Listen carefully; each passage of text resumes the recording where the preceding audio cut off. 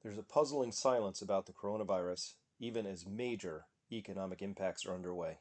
Hello, everyone. This is Chris Martinson with your COVID-19 update. It's February 17th, 2020, and I'm calling this one a puzzling silence. And I had to take a day off yesterday on the 16th, so thank you for everyone who noticed and wondered how I was. I just needed to get some sleep and catch up on some things around the home. All right, moving on. We go right to the numbers as usual. As you know, I don't trust these numbers very much at all coming out of China, but directionally we can look at them. The cruise ship, though, I trust these numbers a lot, and we saw an increase of 99 cases there. And we're going to talk in a minute about what this means, that we see 19 in serious or critical condition. And of course, these are people receiving the very best of care. Good to see that Singapore's numbers dropped. They had 8 there in the last table that we looked at. Japan has additionally, besides the cruise ship, a bunch of cases that are starting to show up now here as well. And we're seeing a smattering of cases elsewhere, but not that many. And really puzzling to me, places like the United States and Australia really just locked in with almost no new cases. Vietnam at 16, I believe, is a real low ball, and we'll see why in just a second. But there was something that I missed that I wanted to go over. This came out on the 13th of February. I found this now sourced in 4 separate newspapers. I could have found more, so I believe this is true, and I'm not sure why it didn't make it to the front news. Vietnam quarantines area with over 10,000 residents over the coronavirus. So this was in a village in Vietnam that had 10,000 people close to the nation's capital were placed under quarantine on Thursday after 6 cases of the deadly new coronavirus were discovered there. So presumably this is a not entirely high rent district, and this would be a place where people are crammed in a little bit more closely together. And the entire commune of San Loi, about 40 kilometers from Hanoi, was placed under mass quarantine. So this is the first mass quarantine outside of China since the virus emerged. I'm not sure why this wasn't bigger news or how I missed it, because I've been a complete corona news junkie for a while. It took me a while to find that. They're saying here the timeline for the quarantine is for 20 days, but as we've learned from the cruise ship, 20 days becomes however many days with each new case that's come forward. So this came out on February 13th. That's 4 days ago now. I haven't been able to find any updated information whether there are more cases in there or not. I think there's a serious underreporting of cases going on, in particularly examples like this. As well, there's this Westerdam cruise ship incident, which we're going to spell that more correctly here. Um, Incident. Health officials said they found a coronavirus case among the hundreds of passengers who disembarked a cruise ship in Cambodia. And this was after 5 ports rejected it over coronavirus fears. And I guess those fears were well founded. So they weren't fears, that was a rational decision. But now more than 1,000 passengers from the ship have proceeded to destinations around the world. And health officials are struggling to determine how to handle the situation. One expert even said that the incident could mark a turning point in the effort to keep the coronavirus outbreak mostly confined to China. Well, I'm not sure why that's the case. I think the turning point was way back in early, mid-January when we put out our first alert on January 24th, and the WHO officials were out there. Tedros, in particular, was saying, "Hey, nobody should think about interrupting their trade or travel or air transport to and with and from China." That would have been the turning point, I guess, but this could be another turning point. Really, there's no stopping this, whether it's or not at this stage. It's just a matter of time now. Found that here at Business Insider, so that's certainly something worth watching. As well, when you see something here that says hours ago, I'm recording this at about 2:30, so I gathered most of this data this morning, so this sometime on February 17th. This is interesting. Chinese woman struck down after probation period. So she went through a complete 2-week probation period. And this is a 24-year-old woman struck down with symptoms on the 15th day of quarantine. So that's a day long, ostensibly anybody in a 14-day quarantine could leave. And on the 15th day, the day they leave, bang, down come the symptoms, and was officially diagnosed another 6 days after that. Currently in stable condition, and authorities are scrambling to isolate anyone or everyone she came in contact with. So this just again goes to show that the chronology of this is really, really difficult to stop. This is not the same as SARS. This is not the same as the flu. We have a very long asymptomatic period, and that makes this really a very different beast to try and contain. The only way you can contain it is the way that China has been going about it, which includes incredibly draconian measures to make sure that the entirety of your population is really under lock and key. All right, moving on. Cruise ship stats. This would be the Plague cruise ship. The total on board, initially here 3,700 people. They're now 454. That's 12% of that total number have now tested positive, but they've only tested 1,700 of them. So let's do that math. 454 divided by 1,723 gives you 26%. So roughly 1/4 of all the people who have been tested have shown up as being positive for that. So let's imagine then that there's a false negative rate in there, and if that rate is 25%, then the infected ratio would climb to 33%. So this is starting to work into those numbers that some of the larger statisticians have been talking about, which would say that potentially as much as half the world could get infected. Now, cruise ships are pretty bad. I think we have much better chance of containment outside of cruise ships, but on that cruise ship, they must have been running the best containment they could, which is everybody stay in your rooms. We're going to bring you food, and still somehow this managed to spread very, very successfully and aggressively throughout that. As well, we now have some other data from that, which is that 19 of those infected with the coronavirus on the cruise ship in Japan are seriously ill. So remember, this is the main concern. How many people get seriously ill?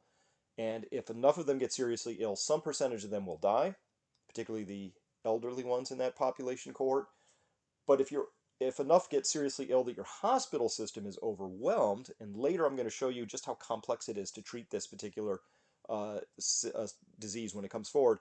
If your hospital system gets overwhelmed, then many of those seriously ill that could have been saved won't be saved because your system can't handle it. All right, right now 19 divided by 454 tells us that about 4% of these people are getting seriously ill, but that's not the appropriate number to divide by, is it? Because these are people, many of these just got sick in the last couple of days. Let's imagine there's a 7-day lag from detection, from showing up with symptoms to being declared serious. That feels about right. It can be as short as 4 or 5 days, as long as 8 or 9, but it takes time. So what happens if we take that into account? We know these 19 who are now presenting as seriously ill were probably infected a while ago. So how long ago? I don't know, but let's say that when they first are detected was 7 days ago. Let's go take the time machine back here and go back to February 10th, 7 days ago, find out that there were 135 cases detected then on that ship. So now 19 divided by 135 gives us 14%. That's a closer number to what we were expecting to see here, which is somewhere around 15 to 20% of people who do get this are going to present as seriously ill. So this is tracking very well with the China data, and that's interesting and also troubling because I think a lot of people were beginning to think that this was really, for some mysterious reason, a condition that was more serious in China. Maybe because of lack of quality of medical care, because of an overwhelmed system, or because of some genetic issues and predispositions. But here we're getting data that says that on the cruise ship, at least, it's beginning to mirror the statistics that we would see having come out of China. And that's with the very best of care being afforded. All right, some other latest news. Macau just couldn't take the economic pressure anymore, and they're allowed to reopen after antivirus closure, and that's because they hadn't seen any cases there in a little while. So they're going to reopen their casinos and have masses come and gather again. Taiwan is reporting 2 new cases of coronavirus, raising the total there to 22.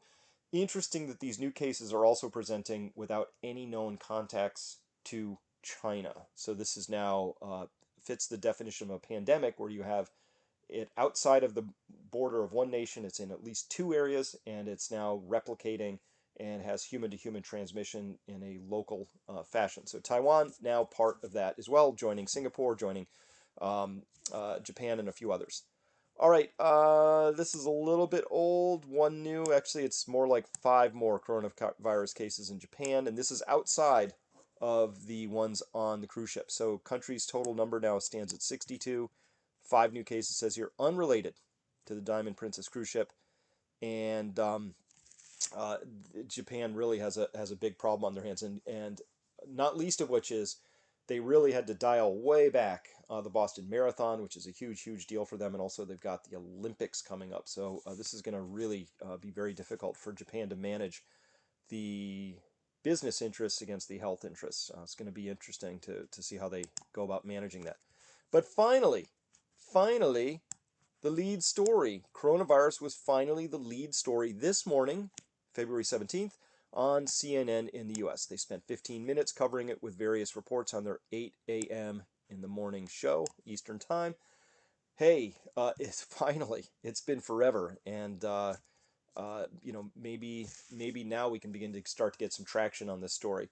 And as I went over to the CNN website, I also noted that on the front page, right at the top, we see this big whole box right here, all devoted to just coronavirus stories, COVID-19 stories. So things about the passengers' evacuation, stories about people who survived, the marathon that's restricted to elite athletes only, China's destroying some of its cash, kind of interesting story, but cash is a way you can spread this, I guess. There's the thought. So uh, that's being destroyed, and all sorts of stories here, and what it's like to be on a quarantine cruise ship. Oh, I don't even want to read that. I'm sure that's just miserable. Bloomberg as well, above the fold, right at the top here on its online edition. So talking about the U.S. Evacuations here, and stuff going on in Hong Kong, and cruise ships, and Xi's speech. Interestingly, though, this is something that's really been baffling if you believe in free markets, which I believe we don't have anymore because the markets have been crammed higher all over the world. Look at this. Europe's stocks rise with U.S. futures on China lift. And why did China lift? Well, because they're just opening the money floodgates and throwing money into the markets. Why? Well, a bunch of reasons. I think the prime one is because if your markets are rising, it signals to people that all is well. And that's a really important thing to do at the macro level, again, when you are trying to contain or control the narrative around a contamination like this and a contagion like this. What you have to do is you have to keep um, managing people's expectations and hoping that you can convince everybody things are okay. Because the thing that the public policy officials fear most is this thing called panic, which means, in their minds, uncontained actions by people where people go out and do things that aren't sanctioned, approved of, wanted, desirable, all kinds of things, including, in many cases, even preparing themselves and their own families as best they can. Because once enough people do that, the vibe sort of catches on. And once the vibe catches on, if too many people do that, it really can fall apart quickly. I think you've all heard or read or seen the stories about in Hong Kong, which has a relative handful of cases that their stores are completely stripped of bare necessities. Toilet paper is now the new number one fashion status symbol. If you want to give somebody a gift that really shows you care, it's not a really fancy handbag anymore. It's a whole set of rolls of toilet paper, and that there was even an armed hijacking to steal 1,000 rolls of toilet paper.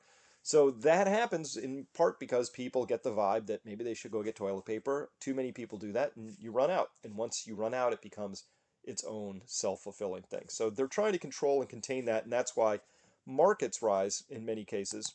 Wall Street Journal still way behind the step in this particular narrative. I would think that this journal, ostensibly being a business journal, would be most concerned with the business impacts of the coronavirus, which are huge, legendary, possibly the most extreme in anybody's lifetime, maybe ever. So this is a really big piece of news. At least they're covering above the fold at the top this morning. They talk about the cruise ship passengers flown home. 14 are infected with the coronavirus. Kind of interesting story there. They weren't supposed to fly any infected home. They had a number of American citizens they wanted to fly home, and as part of that, they tested them, and 14 showed up as infected during that test. So they put them in the back of the plane in a special, quarantine sort of a zone, and they're flying everybody back. So that's good that they're coming back. But Wall Street Journal is noting this, which is interesting, and I guess it's got a human interest story, but it's not about the business itself. The business is the story that I'm tracking really carefully because I think it's the biggest issue. And we're seeing really big industrial production decline. So this is gross Sino or China US trade flows, rolling 12-month sum in billions. And you can see here, this is the Great Recession, Great Financial Crisis in this period right down here. 2016, we had a really solid downturn as well, but that was fought off with wave after wave of monetary stimulus by both the central banks of China and the US and Europe. But this decline right here is absolutely the largest in an absolute amount. Not sure on a percentage amount how it compares here, but it might be as large as that from 2008 through 2000, early 2010. So trade flows already spanked hard. No idea when they are going to actually reverse. And if you remember, stocks went up and up and up all through 2019 because of all these headlines that said positive news about the trade deal, China trade deal almost done, biggest deal ever. And every time we had a headline like that, the U.S. stock market would go up based on trade optimism. Well, this little dip right here just undid, looks like about $150 billion worth of trade flows, which is just swamps anything the China trade deal was hoping to accomplish in that same amount of time. So all I can tell you is that markets are not going up because of anything that's fundamentally rational or reasonable. When we go into Google and just do a couple quick searches about Chinese getting back to work, we find that they are struggling to get back to work. China orders self-quarantine in capital as nation returns to work. Those returning to Beijing must stay home 14 days. Well, maybe 15 or more now, based on that earlier case we just talked about. So that's going to be really hard to get people back to work as they return from wherever they've been, particularly the Chinese New Year, coming home and then having to stay home for 14 days. Obviously, you're not working in a factory if you're doing that. China says coronavirus curbs start to work. Okay, this is really good, but the coronavirus curbs, I believe they are starting to work, but it means having everybody stay home and really, really tightly controlling every single movement of those people. Obviously, for the curbs to work, people aren't working. And that's the clear case here. And I think as well, you can't just quarantine people for 14 days. It takes longer than that. That's what the cruise ship is teaching us. It might be 3 or 4 months of really intensive quarantining to get this coronavirus under control. All right, U.S. factories in China are open, but don't have enough staff. So I guess nominally some of the factories have been open, but a lot of them are talking about having severe shortages of workers due to the coronavirus. And I heard a report, I haven't been able to confirm it, but I heard a report a while back that a couple hundred Chinese workers were ordered back to work. They came back to work. Somebody in that factory tested positive for the coronavirus, and then all 200 people went into quarantine, which in China could mean you end up in one of those stadiums with a cot where you're pretty much certain to get exposed to the coronavirus if you haven't been already. So this is telling us that there's just people aren't getting back to work, and New Zealand companies hit as virus shuts China's factories. There's just tons of stories like this, people. They're all over the place. As well, we're starting to get a lot of anecdotes that are piling up. Found this one on Reddit under our coronavirus by user armed with bars. And again, unverified account. This could be a made up story, but it has that ring of truth to me. So I'm going to share it with you here. This one reads, I work in the furniture business. My company has full furniture imported from China, and for the made in USA stuff, the fabric is imported from China. China makes over 40% of the world's textiles. For a few weeks, we haven't even been able to reach our Chinese vendors, much less get in contact with them. We finally reached our biggest vendor who supplies all our fabrics. The PO dates are insane. For our popular fabrics, we are looking at PO dates around mid-June as of right now. Less popular stuff, it's early August. That's just to get the fabric to the U.S. factory. We are told if factories even open up, they are going to be producing a fraction of the product due to employees being locked down in their home cities. A fraction of the product due to employees being locked down in their home cities. Yep, that's what we're seeing. So this is about furniture, fabrics, textiles. Excuse me. So they continue. We are already running low on our warehouse stock because income tax return is the busiest time of the year. Once we run out, we can't even put in further purchase orders. Since we've already ran out of lighter stock merchandise has been calculated, we already lost over $1 million in potential sales. My company has close to 100,000 employees, and our jobs are seriously at risk right now. So getting their jobs seriously at risk.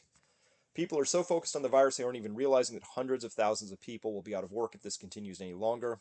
I would say millions of people. It's not as simple as sourcing from another country. It's extremely expensive to relocate production to another country. It's also a very slow process.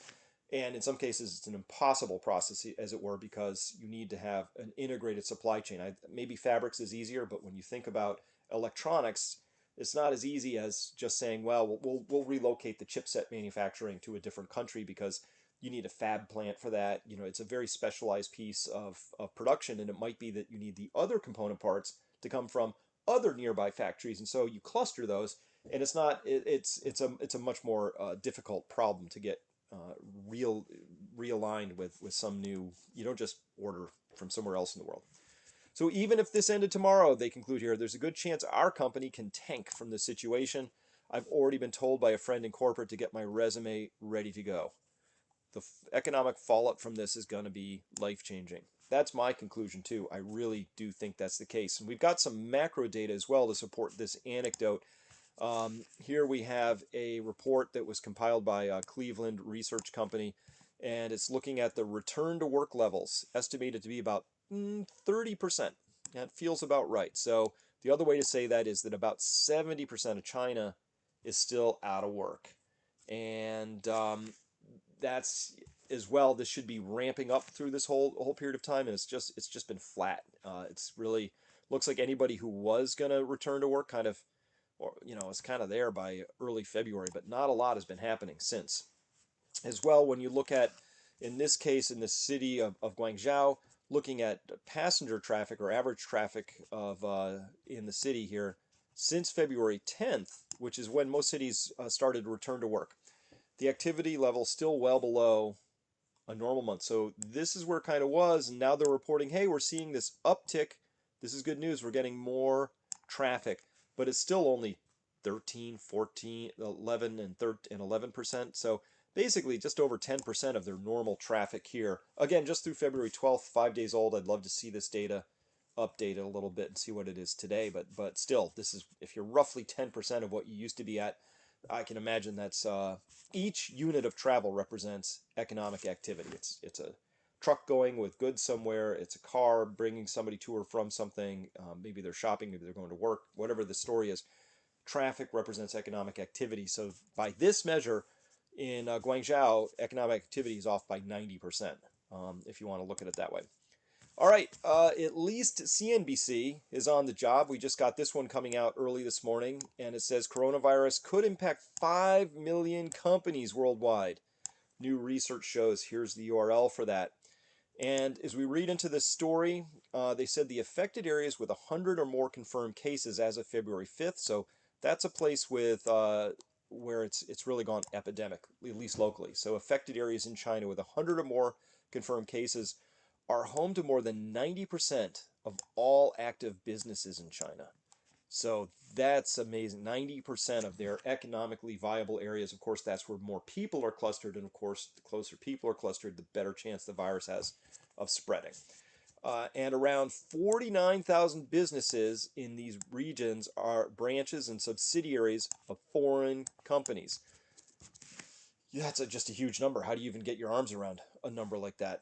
Dun and Bradstreet researchers found that at least 51,000 companies worldwide, 163 of which are in the Fortune 100, have one or more direct or tier 1 suppliers in the impacted region. So tier 1 meaning you kind of sole source, you really, really depend on having that direct supplier as part of your overall supply chain, while at least 5 million businesses and 938 out of the Fortune 1000, so that's almost all of them, have one or more tier 2 suppliers. I don't know how they've defined that. I'm going to have to dig that up and figure that out, but I think we can sort of guess what that means. They're important, and who knows how many of those tier 2 suppliers combine into tier 1 suppliers and all of that. It's a very hyper interconnected system.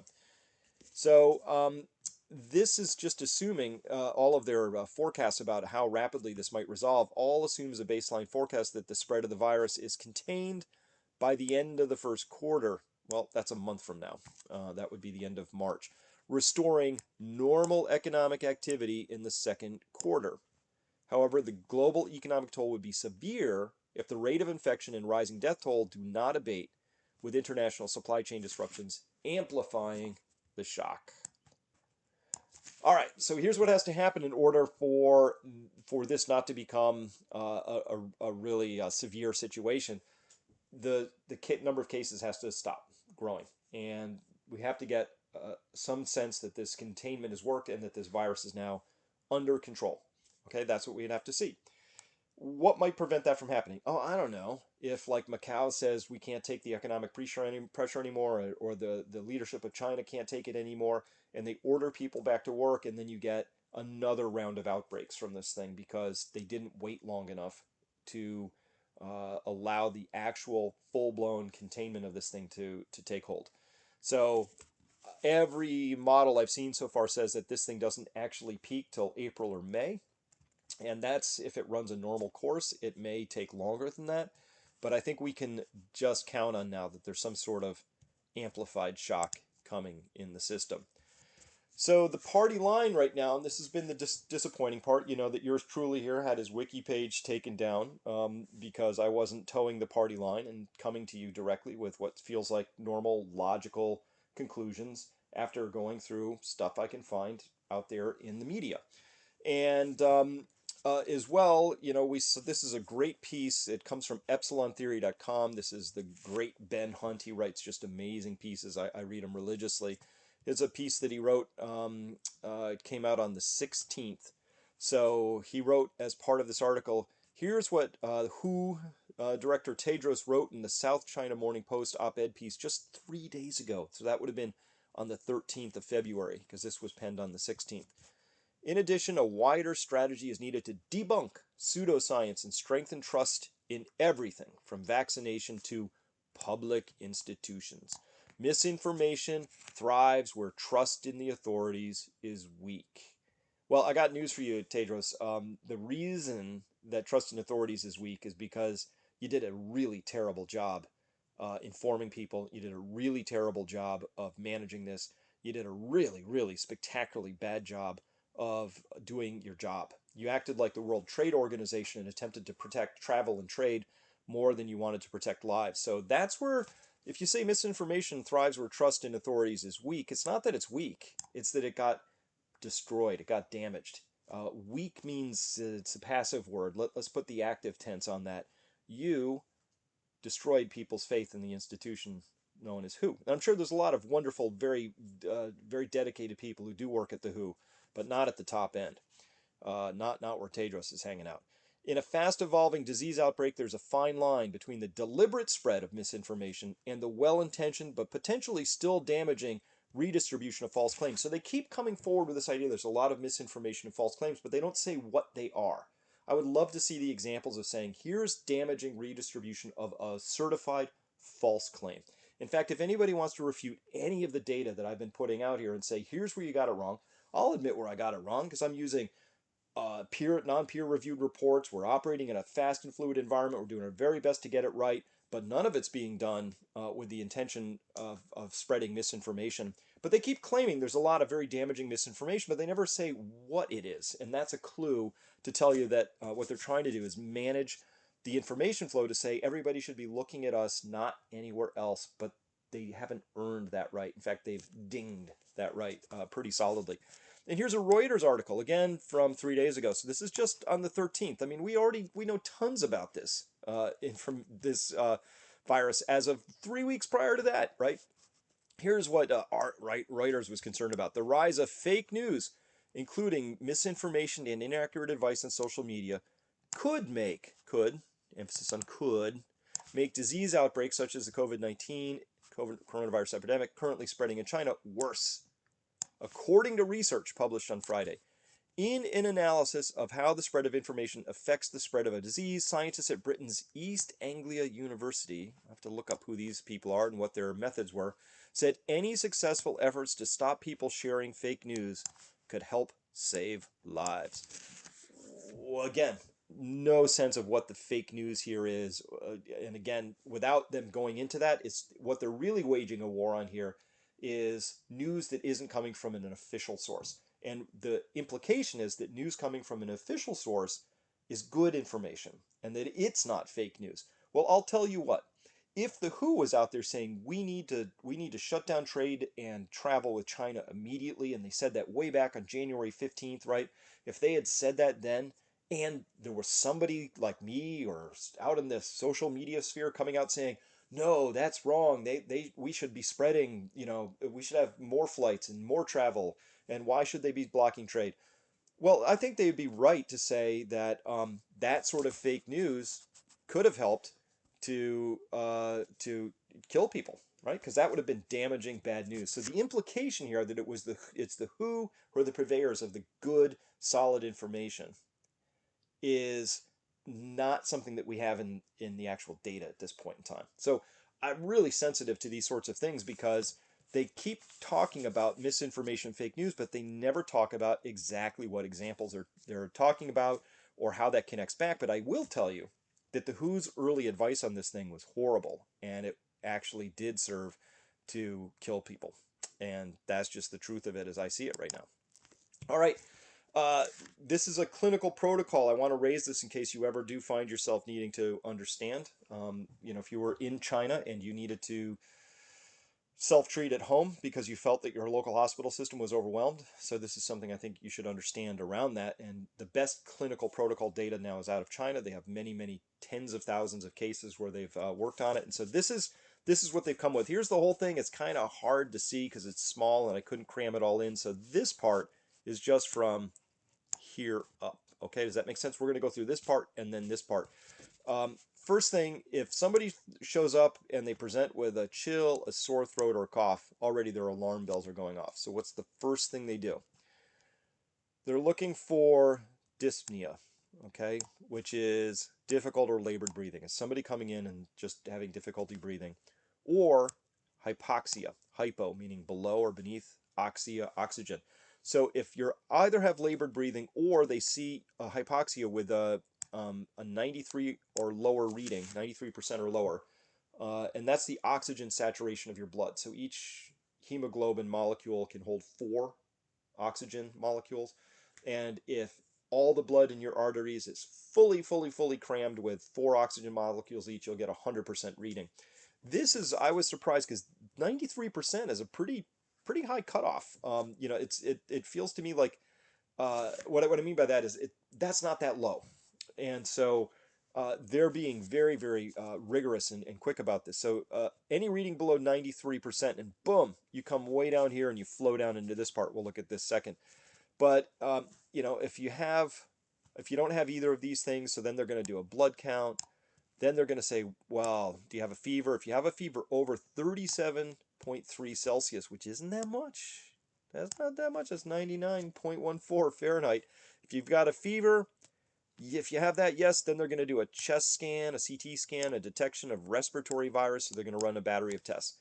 If you don't have a fever and you go down here and they take your count of your absolute lymphocyte counts and how many you've got per microliter, at any rate, there's a way that they can just shunt you right out of this whole pathway.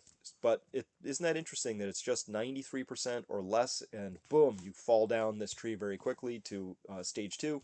Or if you have this fever, they're going to shunt you down here as well. So let's go to part 2 of this real quick.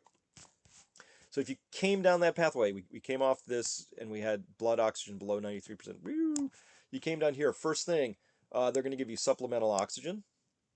They're going to admit you to an isolation ward right away.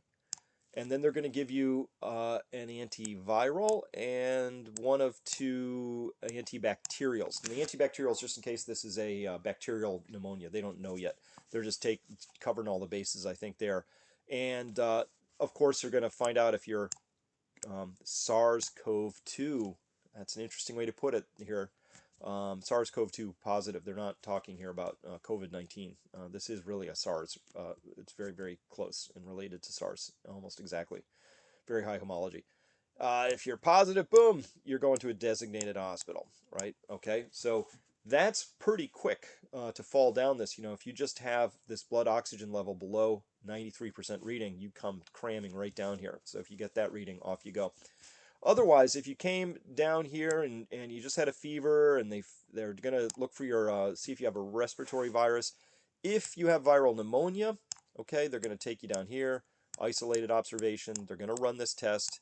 They're going to give you some respiratory help here and antivirals and things like that. And again, if you're SARS-2 positive, off you go somewhere else. If you don't have viral pneumonia, they put you over here. This is other CAP, which is community acquired pneumonia. And here, just regular treatment for community acquired pneumonia. They're going to transfer you to an undesignated hospital or just discharge you home.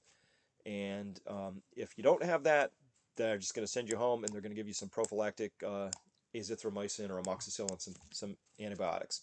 But that's sort of the protocol to test and run somebody through. I thought that might be useful for you if you ever thought you wanted to understand what you would be looking for in somebody. And if, all of us at Peak Prosperity have got those little finger things you put over that can give you those blood oxygen readings as a very cute little device. They're like 20 bucks, 30 bucks. And very useful diagnostic device to have at home. But I thought this was pretty fascinating to find out that was the number one thing they were looking for first was, do you have trouble breathing? And is your blood oxygen below 93%? All right, so now we're going to update this because we got a couple more things to put on here. All of the things in white you've seen before in the prior video updates I put out. Treatment is very complicated and it's complex. And really treating somebody for this is certainly something that's going to require an intact and functioning hospital system with really just great clinicians in it. And we all hope that if we ever get it, that we have access to that complex and complicated treatments. Of course, testing as well often results in false negatives. Is something we have to put on here now. And yesterday I showed a picture of somebody getting a nasal swab. So it could be that it's a fault of how the test samples are taken. It could be that this virus just doesn't have a positive that it's going to give you until it's been in your body for a while. We don't know what those reasons are, but the testing very often results in false negatives. We just don't know how much yet. I don't know. Is it 5% of the time? Is it half the time? We don't know, but it's certainly part of the experience. So that's now on here, and that separates it a little bit because a lot of things are a lot easier to test for, and you get a much higher confidence in the test results. This one seems to be tricky so far. Maybe the tests just need to be refined. All right, conclusions for today. There continues to be just too little coverage of the economic impacts. We think that this is going to be the big thing going forward, that this is going to impact the most people. Still a puzzling silence in the news. Yesterday, Sunday, was almost nothing. I was just trying very hard to find news, and very little coming out of China these days. They've got a super lockdown on that, and as well, China seems to have a lockdown on many of the social media outlets out there in the rest of the world. Reddit's particularly got a couple places that have just been absolutely locked down. And also, where are the cases outside of China? So this is still puzzling, and I'm not sure about that. Are they there but not being detected? We're just gonna have to keep watching this because that's a puzzle. Stock markets right now are not signaling anything useful, hitting all-time new highs, right? Even as the true state of the global economy seems to be, oh my God, this is a shock, potentially a really disruptive shock. A major supply chain disruption is underway, as we saw in the furniture example, but we already know about it in autos, we know about it in pharmaceuticals is coming. Major supply chain disruption, and it only clears up if this thing suddenly resolves and goes away by the end of March, which is just a month away, month and a half away at this point. So that doesn't seem likely at this point. The WHO and major media remain more concerned about managing the narrative, talking about false stories and misinformation and even fake news, than they seem to be about being really open and helpful to individuals. I understand why they feel like they have to manage things at a macro scale. I understand why they feel they have to take the course they're taking, but they can do that, but they also don't get to then complain about a loss of faith in their institutions, because that comes with the territory if you're going to be incomplete with the story. And finally, the clinical protocol out of China, which has the most experience with this, places the strongest emphasis on those blood oxygen levels and also the breathing, labored breathing. That's the first warning sign. So if I was going to leave you with anything clear about this, it's those two pieces. That's what I'm going to be looking for if it ever comes here, and I feel like I have to self-diagnose in some way to understand if it's time to go to the hospital or what. It's the breathing, labored breathing, and also the blood oxygen levels. All right, I've gone on long enough. Thanks for listening. We'll see you soon. Bye-bye.